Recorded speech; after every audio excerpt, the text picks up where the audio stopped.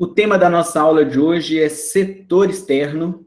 Nós estamos estudando uma sequência de aulas sobre macroeconomia. Hoje nós vamos abordar a relação que os países têm com outros países em termos econômicos e financeiros. Nessa aula de hoje, nós vamos falar um pouquinho sobre a integração entre os países, que a gente normalmente chama de globalização. Falar um pouco sobre algumas teorias que, ao longo da história, tentaram explicar a importância do comércio entre as nações. Na sequência, a gente vai falar sobre a taxa de câmbio e a relação dessa taxa de câmbio com as demais variáveis macroeconômicas, o impacto da taxa de câmbio nas exportações e nas importações de um país. O capítulo 14 do Economia Micro e Macro trata desse tema, setor externo, um capítulo muito bom. E o capítulo 13 do Macroeconomia do Gregory Mencken fala sobre uma economia de mercado aberto. Ele vai explicar como funcionam as relações das variáveis macroeconômicas em um ambiente em que há comércio exterior. Há relações de um país com outro país. Vamos começar, então, falando neste início sobre globalização. Nós estamos falando sobre setor externo e uma nação, lógico, vai ter que ter relações comerciais, financeiras com as demais nações. E aí, a gente chega no conceito de globalização. É um dos processos de aprofundamento internacional de uma integração econômica, social, cultural e política. É muito complicado a gente estabelecer uma data e dizer quando que a globalização começou. O fato é que, desde a pré-história, quando os povos primitivos começaram a se deslocar de uma região para outra e tendo contato com outras tribos e outras civilizações, em algum aspecto, houve, uma integração cultural, social, econômica entre aquelas civilizações. E ao longo da história, esse processo de globalização vai se intensificando. Então, globalização é esse aprofundamento das relações internacionais dos países. Então, uma data específica no tempo, talvez nem seja importante a gente marcar uma data de início da globalização pelo próprio conceito de globalização. Então, o que a gente estuda entre os países é esse processo de intensificação da globalização. Mas, para facilitar o nosso entendimento e a gente conseguir compreender como que esse processo aconteceu ao longo da história, quando eu falo esse processo de aprofundamento das relações entre os países, a gente pode estabelecer alguns marcos históricos. E é o que a gente vai fazer agora para a gente entender como foi acontecendo a globalização ao longo da história. Vou mostrar aqui para vocês algumas etapas deste processo de globalização. O primeiro momento que fica claro na história, e aí uma história mais recente, e outra coisa importante, as datas que eu vou colocar aqui não são datas fixas, são referências para a gente tentar dividir a história em 3 etapas. Claro que os processos vão acontecendo de maneira simultânea, tá? Mas só para a gente, de maneira didática, tentar entender como que a globalização aconteceu ao longo do tempo. E uma primeira referência que a gente tem na história recente é o período da integração geográfica das nações, que vai de 1500 a 1800. Nesse período que vão acontecer as grandes navegações, a descoberta da América do Norte, da América do Sul, novas rotas de navegação são descobertas. E aí, que vai dizer, neste período, por que um país era mais poderoso e mais rico do que o outro, era a capacidade de se lançar ao mar e fazer colônias nas novas terras descobertas, ou melhor dizendo, nas novas terras conquistadas, né?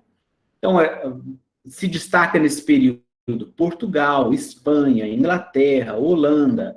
Olha, muitos países desses bem pequenos, mas que tinham grande relevância econômica nesse período.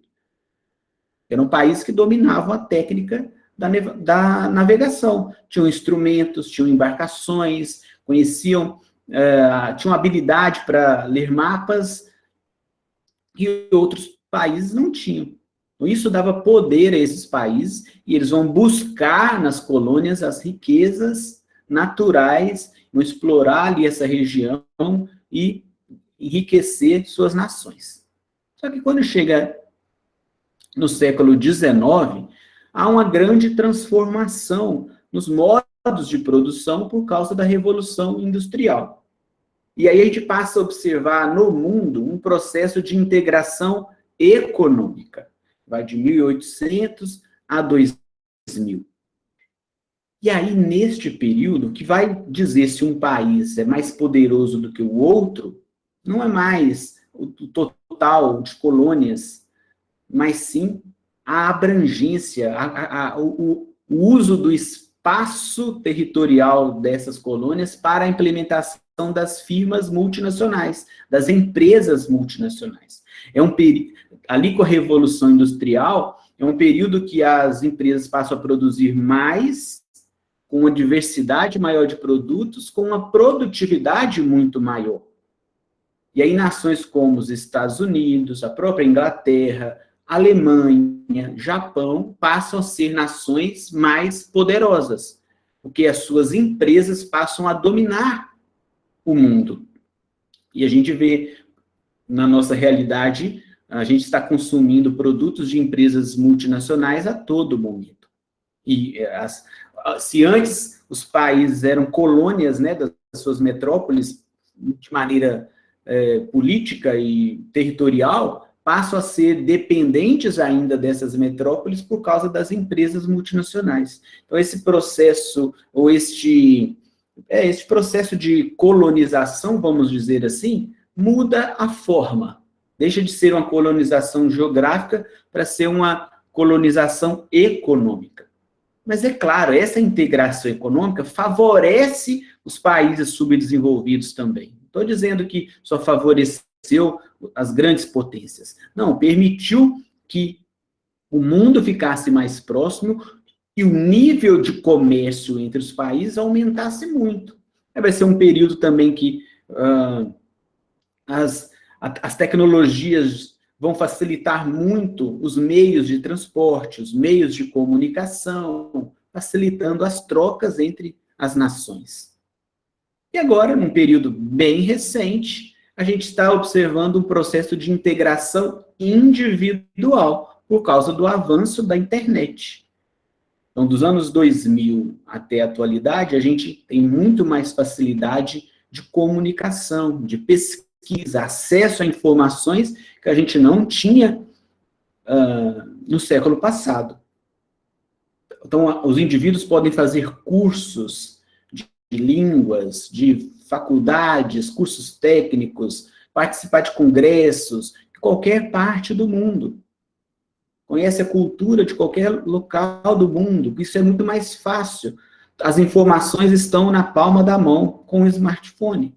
Então, isso é o que a gente está chamando de integração individual. Essas etapas de globalização, elas foram listadas pelo escritor Thomas Friedman. Ele tem um livro que chama O Mundo é Plano.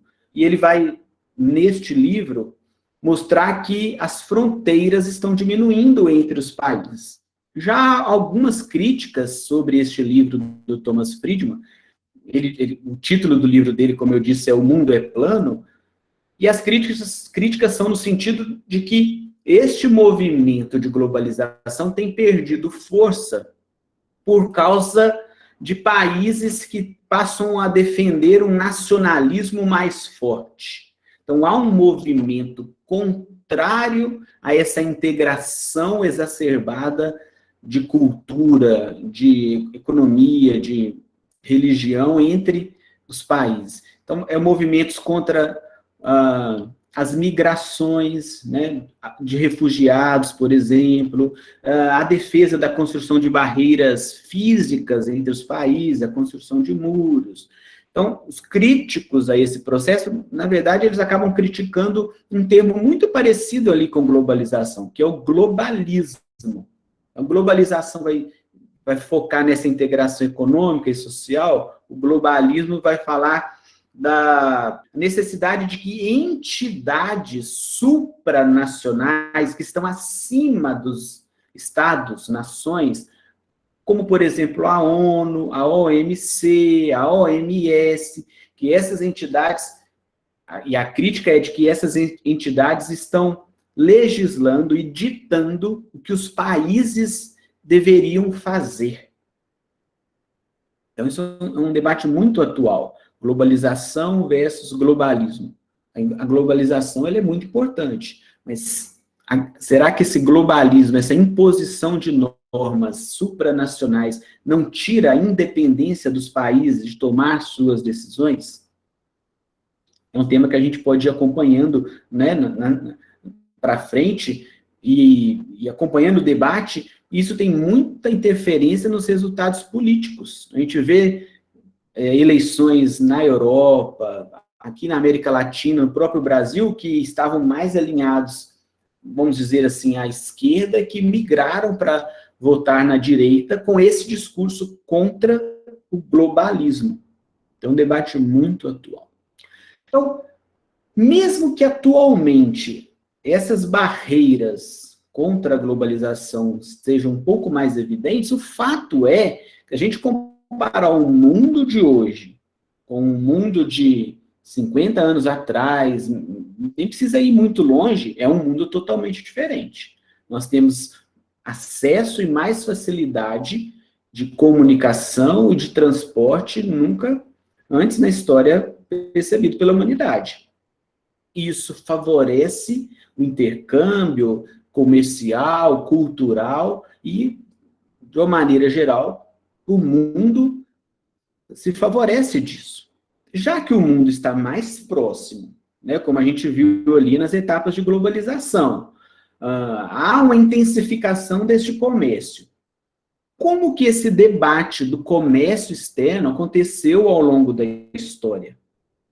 Será que sempre se defendeu as fronteiras abertas? Sempre se defendeu a intensa troca de mercadorias? Não, foi bem assim.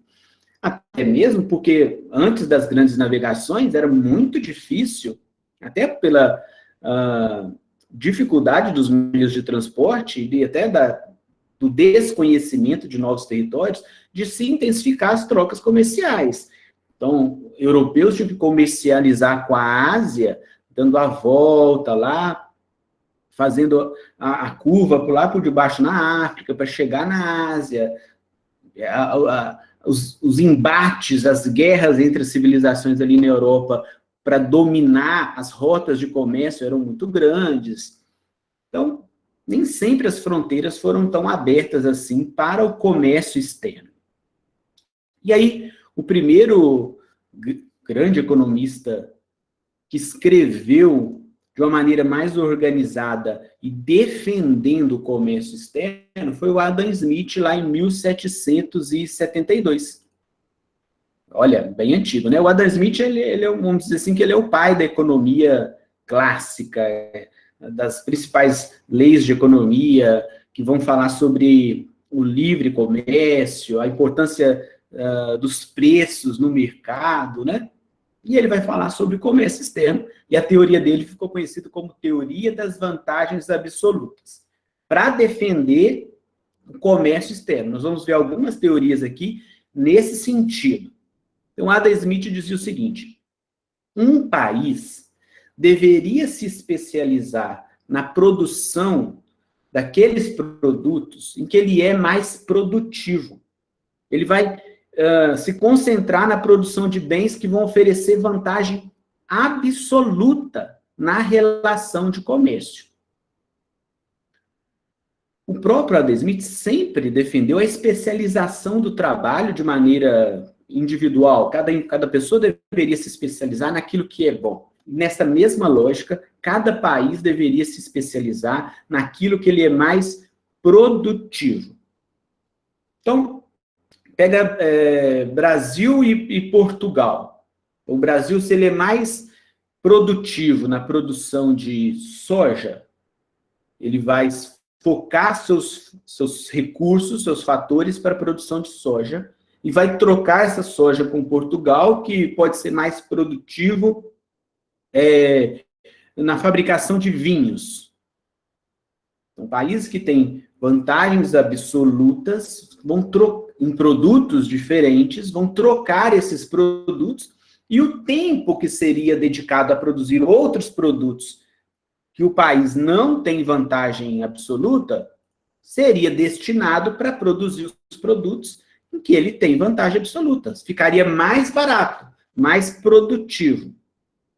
Essa era a teoria do Adam Smith. Então, o Adam Smith, ele tem um trechinho do livro dele que ele fala assim, que é muito mais prudente um chefe de família comprar as roupas, mandar fazer as roupas de um alfaiate, do que ele mesmo produzir o pano, costurar e cortar o pano, e costurar e preparar a sua própria roupa. Que é muito mais vantajoso o indivíduo comprar alimentos no mercado do que ele ir lá plantar esse grão, colher e se alimentar em casa. O tempo é mais bem aproveitado se as pessoas se dedicassem às coisas em que elas são mais produtivas. Essa é a teoria das vantagens absolutas.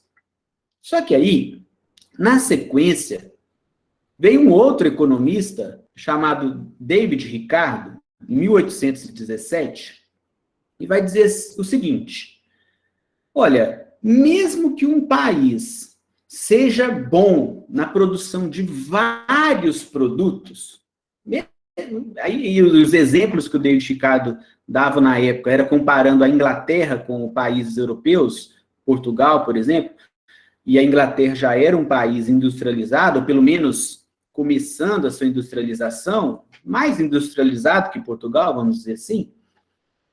Mesmo que a Inglaterra fosse melhor na produção de vários itens, e que aí, de acordo com a teoria do Adam Smith, ela poderia comercializar levando vantagens em relação aos demais países, era mais vantajoso a Inglaterra se especializar naquilo que ela é mais produtiva. Mesmo que ela fosse produtiva em 5, 6 itens, ela deveria focar, dentre esses itens, naqueles produtos em que ela é mais produtiva. E aí vai surgir a teoria das vantagens comparativas. Então, vamos pegar um exemplo atual. Vamos pensar num caso do LeBron James, jogador de basquete. LeBron James, ele é um atleta muito forte, com muito desempenho, joga muito bem basquete. Se o LeBron James fosse praticar, por exemplo, corrida, ele provavelmente seria melhor do que a maioria dos atletas, por causa do seu tipo físico, e da sua força, da sua energia. Então, vamos dizer que o LeBron James ele seria bom em basquete, em corrida, ele poderia ser bom em outros, futebol americano, em outros esportes, poderia ser bom em luta, mas ele é melhor em basquete. Então, segundo a teoria das vantagens comparativas, ele levaria mais vantagem praticando só basquete, mesmo ele sendo bom nas outras coisas. E o David Ricardo vai explicar a teoria das vantagens comparativas a partir da dotação de fatores de produção trabalho. Vai explicar que um país é mais produtivo do que o outro porque tem o fator de produção trabalho empregado de melhor forma. O trabalho é mais produtivo. Toda a teoria do David Ricardo vai focar na questão do trabalho, que vai ser uma limitação da teoria dele. E aí, em 1970, 2 economistas que ganharam o prêmio Nobel de Economia, o Rex e Olin, vão dizer que essa mesma lógica das vantagens comparativas vale para os demais fatores de produção, não somente para o fator de produção trabalho. Então, vai haver diferenças de produtividades entre os países em todos os fatores. A teoria do Heckscher-Holling ali ficou conhecida como teoria da dotação dos fatores.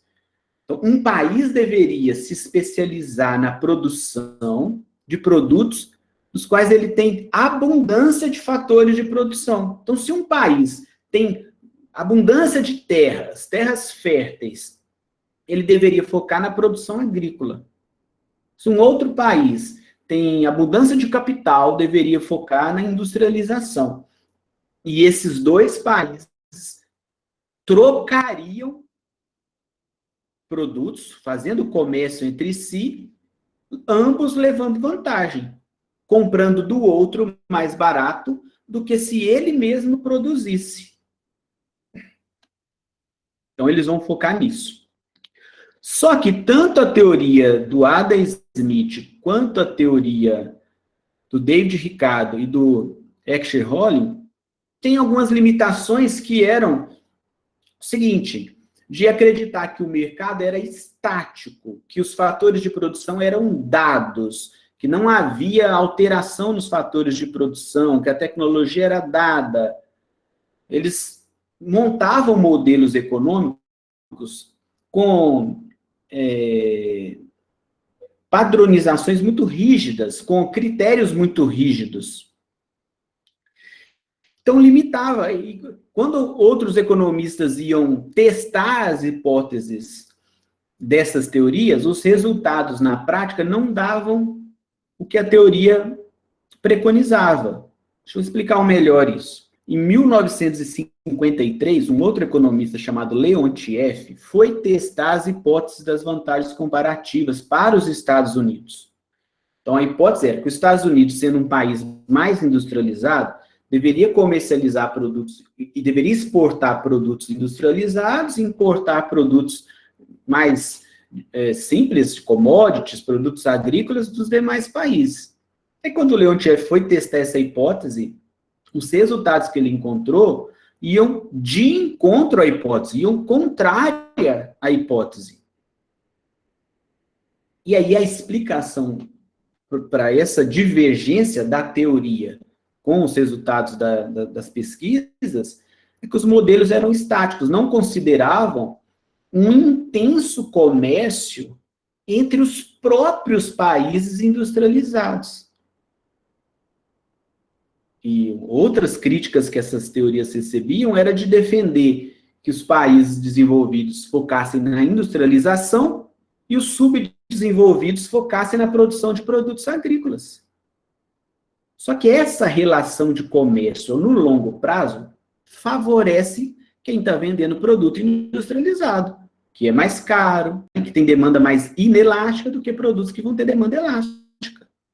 Produtos que vão ter uma elasticidade de renda maior do que zero e produtos agrícolas com elasticidade de renda menor do que zero, produtos inferiores. E aí vão surgir outras teorias na sequência para explicar as falhas das teorias de vantagens comparativas. Elas acertam em dizer que os países deveriam focar naquilo que são mais produtivos. E aí o que vai tentar resolver esse problema, e é uma teoria mais atual, é o Michael Porter, em 1989, dizendo uma teoria que ficou conhecida das vantagens competitivas. E aí o Michael Porter vai dizer o seguinte: ok, os países vão se especializar naqueles produtos que são mais produtivos. Então, ele vai ali concordando com as teorias das vantagens comparativas. Porém, o que vai atribuir essa produtividade, né, a cada país não é o custo da mão de obra, não é a taxa de juros, não é a taxa de câmbio, não são as economias de escala. O que vai atribuir a vantagem competitiva a um país ou outro são aspectos mais ligados às habilidades que as próprias empresas empresas desses países conseguem colocar em prática para ir ganhando o mercado.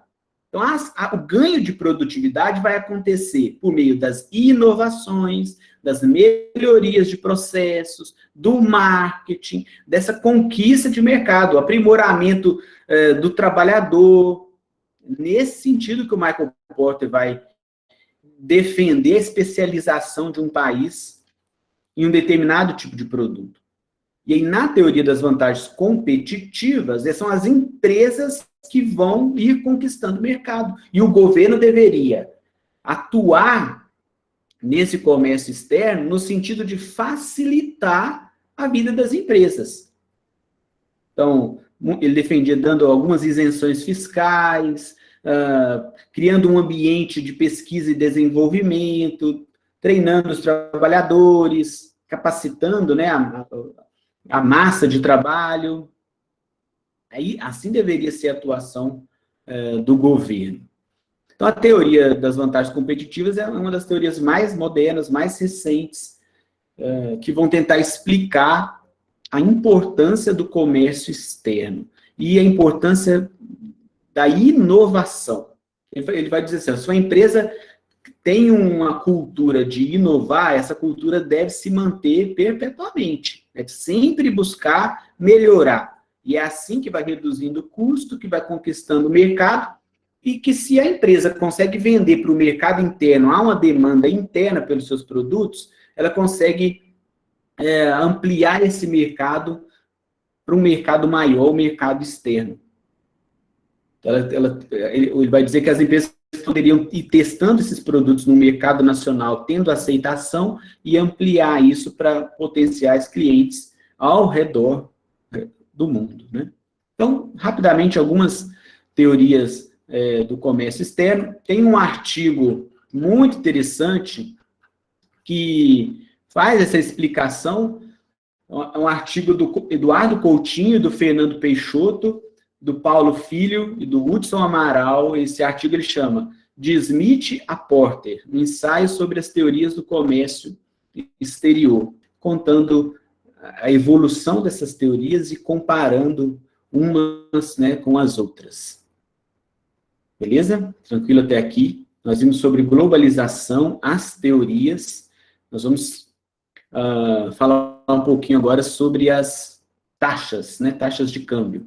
Nós estamos falando, né, da integração dos países. Essa integração ela acontece de maneira cada vez mais forte. Nós estamos vendo algumas teorias que defendem o comércio exterior, os países ganham em produtividade, economizam recursos, e qual vai ser a relação de troca entre esses países? Claro, a taxa de câmbio. É o preço de uma moeda estrangeira em unidades de uma moeda nacional. Nós já, de alguma forma, já falamos de taxa de câmbio em aulas anteriores, né? Mas agora, de uma maneira mais formal, nós vamos definir aqui taxa de câmbio. A fórmula da taxa de câmbio, e como é uma relação de moedas, é uma moeda dividida pela outra. No nosso caso aqui do Brasil, é o total de reais dividido pelo total de dólar existente no mercado. É assim que é determinada a taxa de câmbio. Se este valor aqui da taxa de câmbio, do E, aumenta, a gente diz que houve uma desvalorização cambial. Uma desvalorização do real, tá? Aumentou ali o número, então saiu de 5,20, foi para 5,40 reais, desvalorização cambial, desvalorização do real. Alguns livros também usam depreciação cambial. Se esse número diminui, o Ezinho ali reduz o valor, sai de 5,30, vai para 5,25, há uma valorização cambial, uma valorização do real. Preciso de menos reais para comprar o mesmo dólar. Ou a gente pode dizer ainda também, há uma apreciação cambial. Pense comigo, quando a cotação diminui e eu digo que há uma valorização do real, é a mesma coisa de dizer que houve uma desvalorização do dólar. Então, a cotação caiu, há uma desvalorização do dólar. A cotação subiu a uma valorização do dólar. Mas, normalmente, quando a gente vai falar de desvalorização e valorização cambial, está falando do real. Tem que lembrar que aí é invertido, tá? Na desvalorização cambial, eu preciso de mais reais para comprar o mesmo produto, que é o dólar. Então, o real perde valor. Vou mostrar aqui para vocês os tipos de câmbio existentes, ou os principais tipos de câmbio existentes, né, na teoria econômica. Primeiro é o câmbio fixo, fixado pelo governo. O governo estabelece qual vai ser o valor da taxa de câmbio. Isso aconteceu no Brasil na década de 90. O governo colocou lá no início do Plano Real, R$1 valendo $1. Então, ele tem que ir comprando e vendendo reservas internacionais de dólar para garantir a paridade das duas moedas. No caso, especificamente essa paridade das moedas seria um valendo o mesmo valor do que a outra, 1 para 1, né? Mas esse câmbio fixo poderia ser fixado, na verdade, em qualquer valor. Uma outra maneira, mais aceita pelo mercado, é o câmbio flutuante, que vai depender da oferta e demanda de divisas. Divisas aqui são as moedas estrangeiras, tá? As moedas estrangeiras são chamadas de divisas internacionais. Então, o mercado interno aqui brasileiro tem maior demanda por dólar, a cotação vai subir. Tem maior oferta de dólar, a cotação vai cair. Agora, quando o governo interfere nessa flutuação, é chamado de flutuação suja.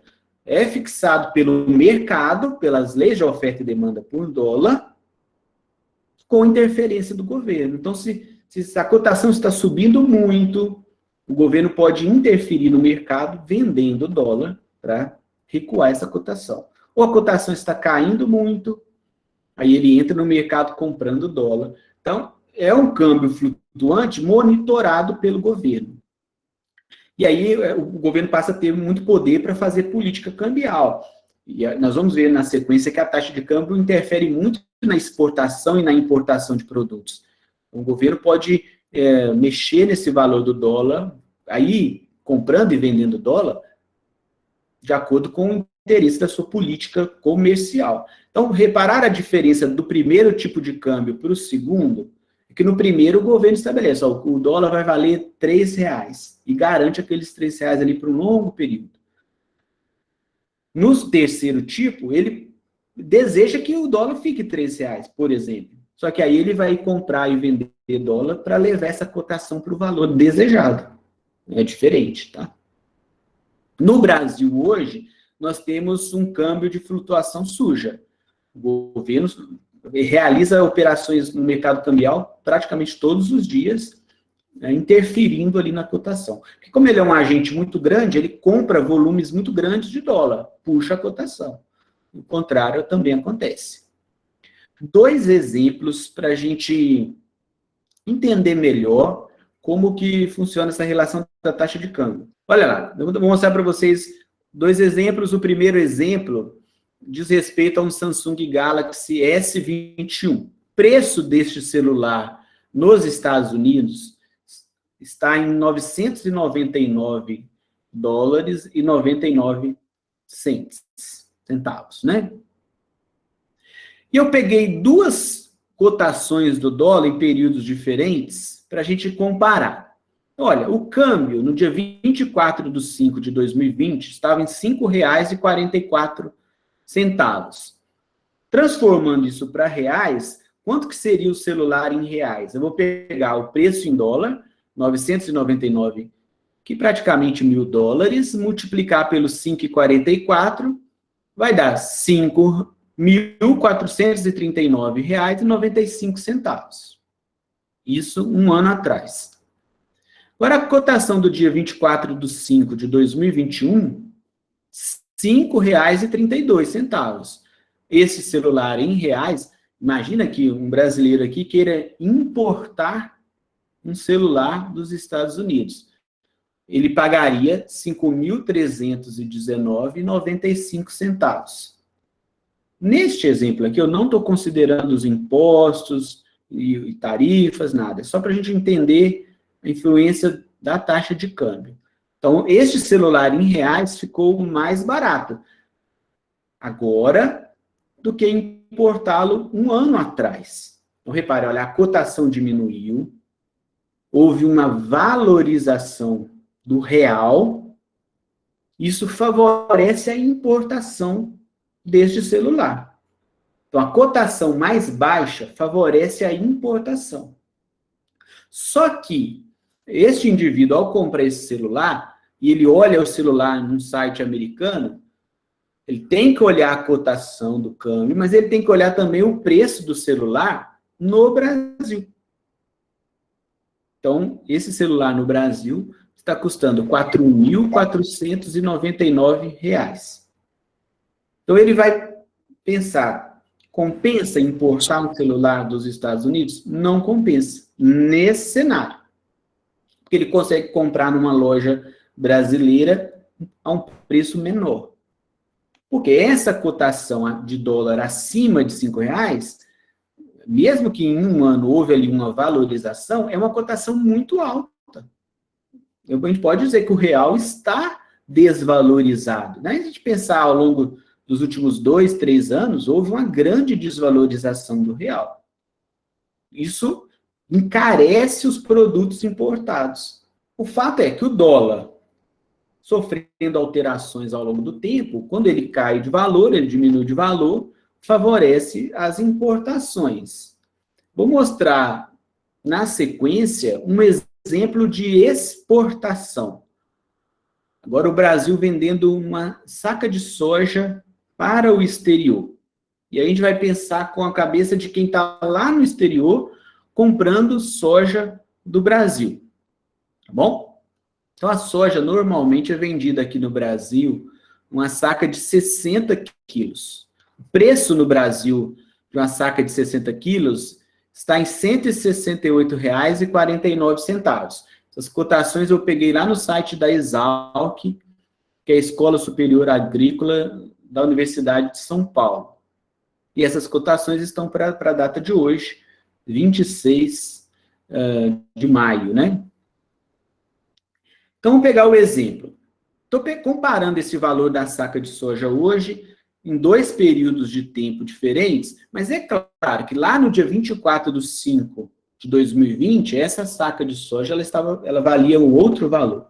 Estou considerando ali que é o mesmo valor só para a gente entender o exemplo. Então, o câmbio era 5,44.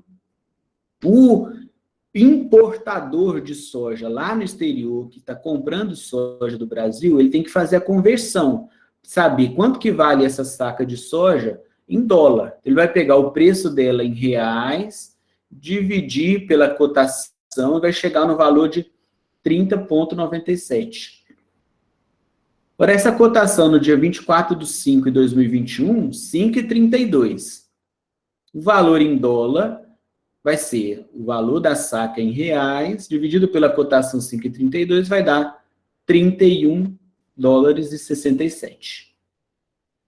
Então, olha só, em um ano, como a cotação aqui diminuiu, esse produto, essa soja, ficou mais cara em dólar. Na mentalidade do estrangeiro, no caso ali de um americano que está comprando soja, essa valorização do real, que a gente vê ali na diminuição da cotação, para ele lá significa uma desvalorização do dólar, porque ele precisa de mais dólares para comprar o mesmo produto, 60 quilos de soja. Então, para o brasileiro que está vendendo soja, essa desvalorização do dólar, que é uma valorização do real, a cotação diminuiu, inibe a sua venda para o exterior.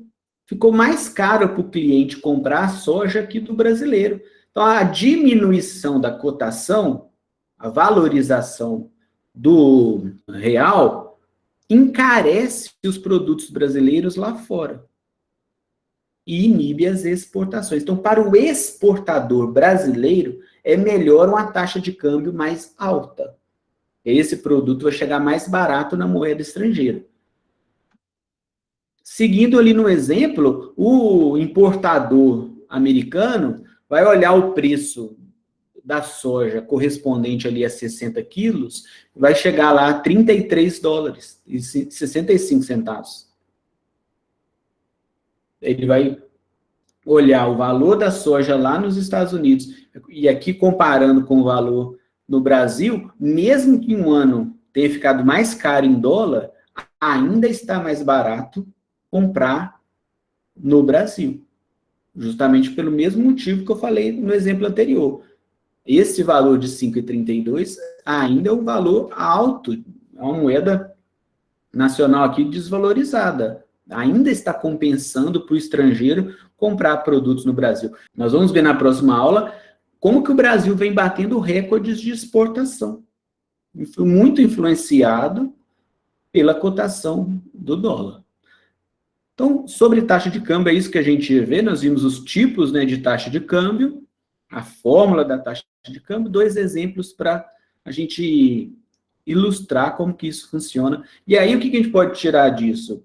O que influencia a decisão de comprar, né, ou no Brasil ou no exterior. Na sequência, eu vou mostrar com mais detalhes outros fatores que influenciam essa decisão. Olha só esse gráfico. Taxa de câmbio no Brasil, julho de 94 a abril de 2021. Está aqui reais por dólar, né, no eixo da esquerda. Todo o período, eu peguei esses dados lá no IPEA Data. E vou destacar alguns pontos aqui para a gente comentar esse histórico da taxa de câmbio. Primeiro, vai de 94 até 99, o período da âncora cambial, que foi um dos mecanismos usados lá no Plano Real, de segurar a cotação do dólar, deixar R$1 valendo $1. Então, olha, repare, eu vou tirar aqui a marcação para vocês observarem. De julho de 94 até comecinho de 1999, R$1 valia praticamente $1, né? Ou o contrário, $1 valia praticamente R$1. Teve momentos que a gente comprava $1 com menos de R$1, abaixo aqui de R$1. Isso aqui é o câmbio fixo. Foi muito difícil o governo garantir essa paridade aqui da moeda.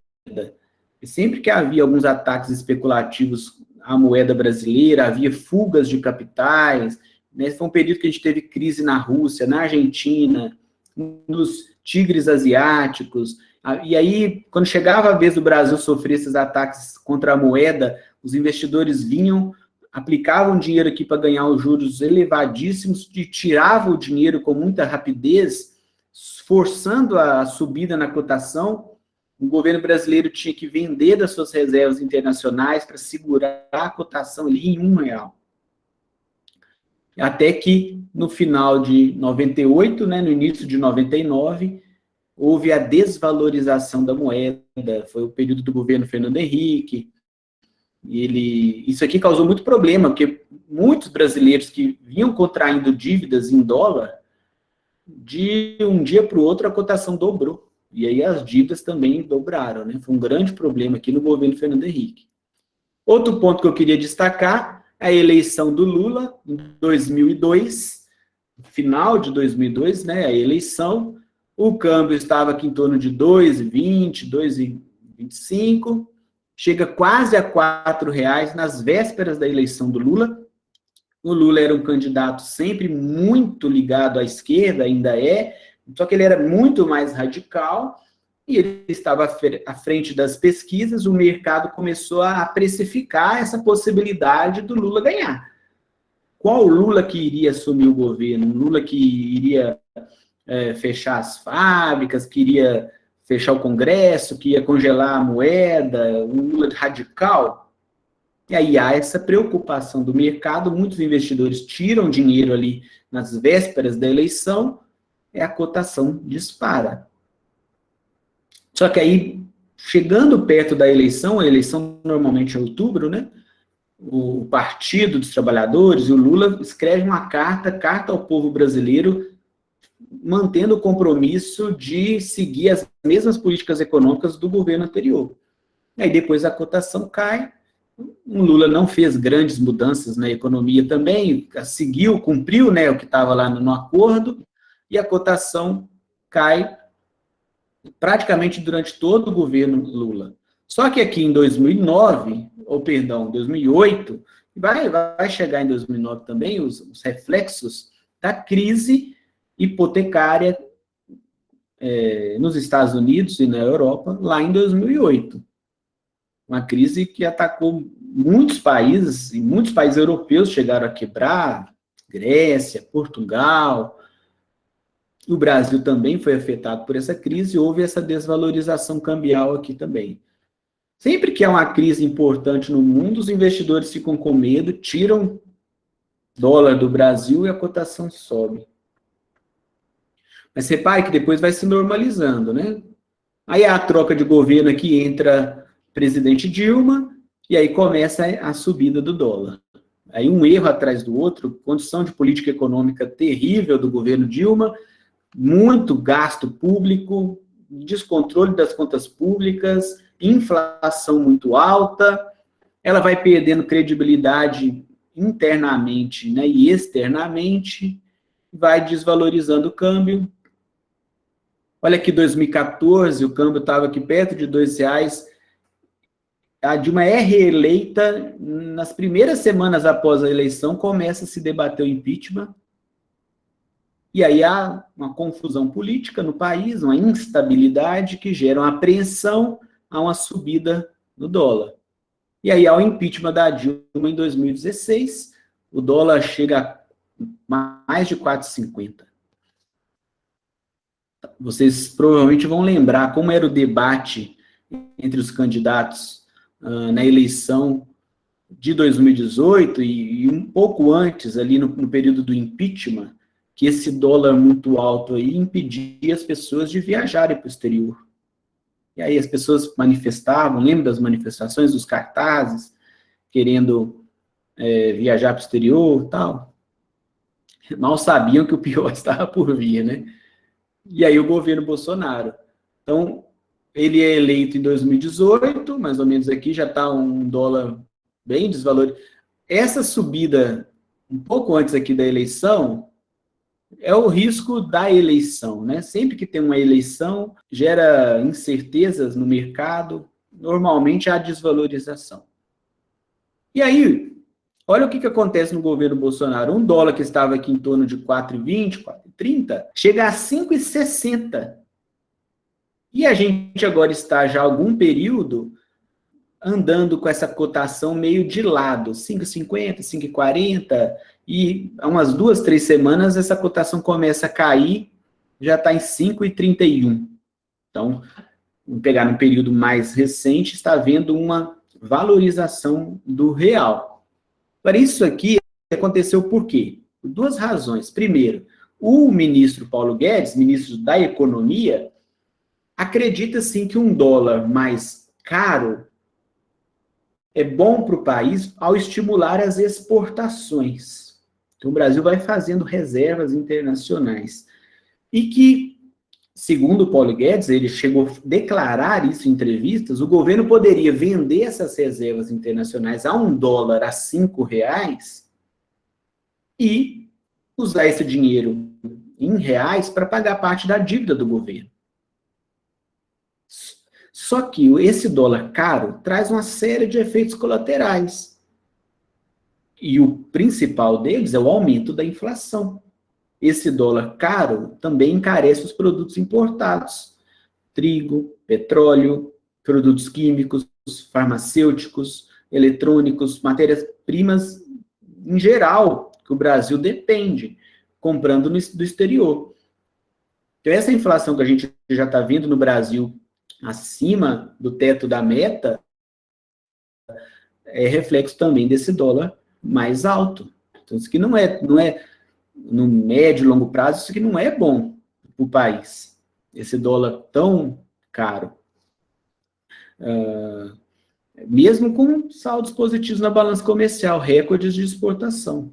O efeito está sendo muito danoso na inflação. Quem vai sofrer isso é a sociedade que perde poder de compra, né? Eu separei mais um gráfico aqui, já estou quase terminando, só que agora, depois da eleição do Bolsonaro, de janeiro de 2019 até maio de 2021. O gráfico anterior eram cotações diárias do dólar. E este gráfico agora são cotações mensais. Então, está pegando a cotação do início de cada mês. Olha só, quando o Bolsonaro foi efetivado como presidente, ele tomou posse, o dólar estava aqui abaixo de R$4. Se manteve em torno de R$4 até março de 2020. Deixa eu voltar aqui para vocês relembrarem, né? Ó, 2018, o dólar estava aqui perto de R$3, ó, nessa pontinha aqui que eu estou mostrando com o mouse. Um pouquinho acima de R$3. Quando ele assume, já está ali em R$4 e se mantém estável em R$4. Muitas pessoas perguntam assim, qual que é o melhor valor do dólar, então? Depende de qual lado do mercado que a pessoa está. Se ela depende da exportação, é melhor um dólar mais alto. Se ela depende da importação, é melhor um dólar mais baixo. Agora, para o mercado, interessante é um dólar estável. Se seja um patamar maior, a economia vai se equilibrar nesse patamar maior. Então, o começo do governo Bolsonaro, em termos de taxa de câmbio, é andando aqui de lado, aqui em torno de R$4. Ok. Quando vem o anúncio da pandemia, em março de 2020, e houve aquela corrida maluca no mercado financeiro, um estresse muito grande no mercado financeiro, a bolsa despencou muito em março de 2020, o dólar disparou, ele mudou de patamar, que estava em R$4, ele vai lá para pertinho de R$6. Isso aqui provocado pela pandemia. E aí depois agora ele está andando de lado entre R$5 e R$6. Como eu disse aqui, ó, no finalzinho, agora ele já está em 5,31. 5,31. O real se valorizou comparado ao início da pandemia. Então, a impressão que a gente tem é que o mercado está entrando numa calmaria novamente, né? Só que agora no sentido de queda, estabilizando o preço ali da moeda. Agora a gente pode imaginar que ano que vem vai ter eleição. Então já está num patamar de 5,30, com os ruídos provocados pela eleição, ele pode passar de R$6, sim. Pode sim. Agora, quanto mais exportações também provocadas por esse dólar mais alto, vai atrair a entrada de dólar no mercado, que vai puxando essa cotação para baixo. Ou seja, nunca vai ter fim essa relação do dólar, porque dólar caro aumenta a exportação, que aumenta a entrada de dólar, que abaixa a cotação, que favorece a importação, que sai dólar, que faz a cotação subir. Por isso que é tão dinâmico, a cotação muda todo minuto. E para terminar, fatores que afetam as exportações. Nós vimos, né, os preços externos em dólar, os preços internos em reais. Então, o exportador, imagina um fazendeiro que está plantando arroz, está plantando milho, soja, um valadarense aqui que está vendendo artigos infantis, roupas, artesanato para o exterior, ele vai comparar o preço em dólar, o preço em reais e olhar a taxa de câmbio. Isso vai afetar a sua decisão de exportar. Nós vimos no ano passado uma alta expressiva no preço do arroz. Então, tem vários fatores, as famílias ficaram mais em casa, houve mais demanda por arroz, mas isso não explica esse aumento excessivo no preço do arroz. O arroz ficou tão mais caro, gente, um arroz, 5 quilos de arroz que era 9 e pouco, R$12, foi para quase R$30. É porque a desvalorização cambial atraiu muitos exportadores de arroz, que ao invés de vender para o mercado interno, passaram a exportar arroz. Aí faltou arroz no mercado nacional, o preço subiu. E agora o arroz está em torno de R$19, R$20. Olha, é muito interessante a economia, porque essa subida do preço do arroz aqui no Brasil, para alguns exportadores não vai compensar exportar. Aí ele prefere vender parte da produção aqui mesmo. Aí o preço do arroz cai. Né? Outro fator que afeta a exportação, a renda mundial. Se o mundo está num período de prosperidade, tendo aumento de renda, eles vão comprar mais produtos brasileiros. E os subsídios e os incentivos fiscais para a exportação, que é a política comercial que o governo faz. Diminui impostos de exportação de alguns setores, facilitando esse processo, e aí vai aumentar as exportações. Quando a gente vê os fatores que afetam as importações, são praticamente os mesmos no sentido contrário. O importador vai comparar os preços em dólar e em reais e olhar a taxa de câmbio, como a gente viu lá no exemplo, e aí agora a renda nacional. Se o brasileiro está tendo uma renda média mais alta, ele consegue ter acesso a produtos importados mais diversificados, com a qualidade melhor. Isso aumenta a qualidade de vida. Vai poder viajar mais para o exterior, porque ele tem mais renda e tudo mais. E também as tarifas e barreiras comerciais. E aí quem coloca essas tarifas e barreiras pode ser o governo brasileiro, querendo inibir a importação de alguns produtos para favorecer setores da indústria nacional, pode ser. E pode ser os próprios países que estão comercializando com o Brasil. Eles também podem colocar suas barreiras lá, né? É muito interessante a gente... Deixa eu voltar aqui nas exportações, que aqui eu coloquei dos subsídios e incentivos fiscais, mas aqui para as exportações podem ter barreiras comerciais também. Olha, eu pego o caso do Brasil. O Brasil produz laranja a um preço muito baixo. Então, os produtores de laranja lá na Flórida podem reclamar com o governo americano, dizendo assim, olha, essa entrada da laranja brasileira aqui está fazendo a gente perder mercado, está causando desemprego. Tem que colocar uma barreira comercial aí para impedir essa exportação. Exportação do Brasil para eles, na cabeça dos fazendeiros americanos, uma importação de laranja. Só que nós vimos ali as teorias de comércio externo que defendem a livre comercialização entre os países. Então, cada vez mais, usar tarifas para impedir a importação está ficando em desuso. Não é usado ainda, muitos países usam, mas a Organização Mundial do Comércio acaba atuando para diminuir as tarifas e aumentar o número de acordos comerciais entre os países. E não se enganem, essas organizações mundiais do comércio e as câmaras de comércio internacional de cada país vão se basear naquelas teorias, sim. Olha, a teoria mostra que se a gente comercializar, vai ser bom para todo mundo. Só que afeta o mercado interno, né? Os produtores de laranja lá da Flórida são prejudicados. Pelo menos num curto prazo, perdem mercado da laranja brasileira. E aí, o que os governos começaram a fazer? Ao invés de colocar uma barreira comercial, uma tarifa, passaram a adotar barreiras sanitárias, barreiras humanitárias, e aí impedem a importação de produtos. E aí os países usam esses argumentos para proteger seus mercados. Ok, pessoal? Nós vimos bastante coisa sobre o comércio externo, falamos sobre globalização, falamos sobre as principais teorias que defendem a liberação do comércio e a intensificação desse comércio entre os países, e aí é a taxa de câmbio que vai servir de referência para as trocas entre os países, né? Essa relação das moedas que pode favorecer as exportações, favorecer as importações em vários momentos. O que a gente pode tirar importante nessa aula? Que esse processo de intensificação dos países, ele acontece cada vez mais forte. A gente tem visto alguns debates atuais no sentido contrário. Debates que vão usar argumentos mais ideológicos, mais políticos.